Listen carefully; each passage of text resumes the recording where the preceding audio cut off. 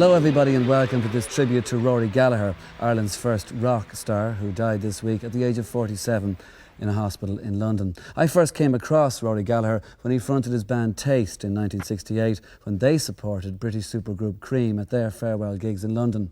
By 1969, Taste became one of the biggest hits of the huge Isle of Wight festival, and in 1970 Rory broke up the band and embarked on a solo career which continued until his death earlier this week. Rory became a great friend of 2FM, or Radio 2 as it was, when it started in 1979, and I met him and interviewed him many times over the last 15 years. He was always charming, always modest, always shy. In a nutshell, he was one of the nicest guys I ever met. In terms of his career, musically that is, between 70 and 75, he was at his most prolific. He wrote brilliant songs, he released great albums, and he performed many memorable concerts. Now what we have for you tonight is divided into two segments. Later on, we're going to see a concert recorded by RTE in Cork in 1987. But we'll start with something a year later, in 1988. This is when he was on The Late Late Show and was talking to Gay Byrne. And before we see the two of them having a conversation, we'll take a piece of music from The Late Late Show, from Rory Gallagher. And this is Solo Rory, and this is called Out on the Western Plain.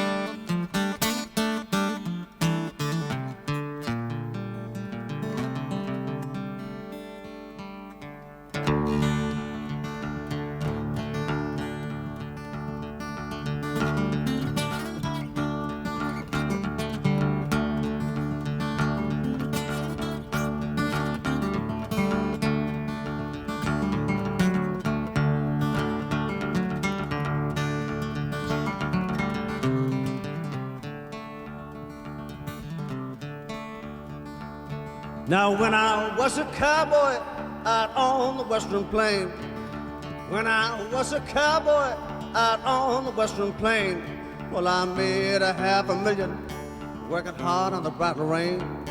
Come a cock jiggy, come a cock jiggy jiggy yay. Come a cock jiggy, come a cock jiggy jiggy yay.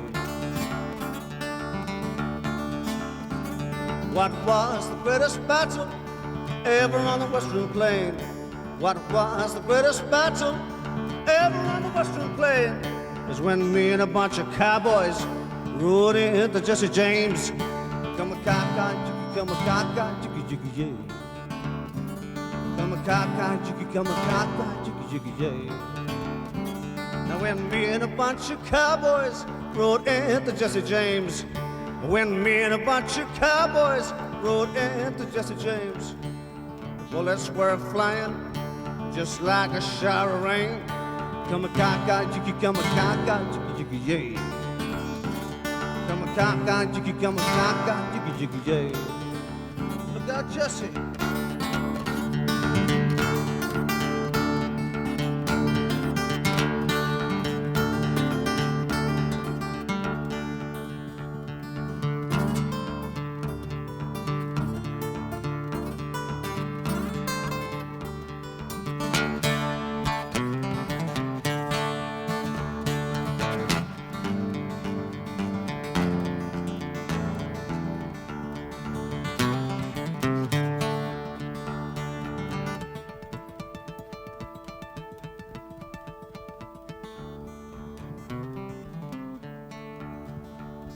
What was the greatest battle ever on Bunker Hill?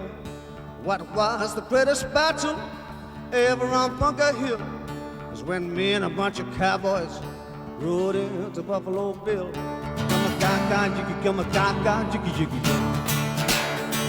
Come a cock jiggy, come a cock jiggy jiggy yay.